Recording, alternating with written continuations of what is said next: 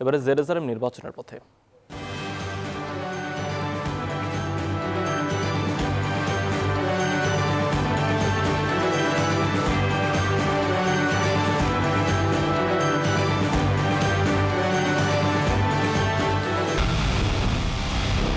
পুরো দেশের মুখে হাসি ফোটাতে নিজেকে হতে হয় স্ট্রং, আর মনোবল হতে হয় স্পার্ক দৃঢ়। জেরুজালেম 25 বছরের পথ চলায় নিরাপদে রাখার প্রত্যয়ে।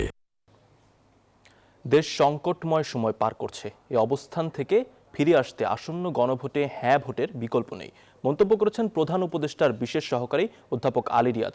ঢাকা বিশ্ববিদ্যালয়ে এক মত বিনিময় সভায় তিনি বলেন, গণভোটে হ্যাঁর পক্ষে প্রচারণা চালানো অন্তর্বর্তী সরকারের নৈতিক দায়িত্ব। সেই দায়িত্ববোধ থেকেই সরকার প্রচারণা চালাচ্ছে।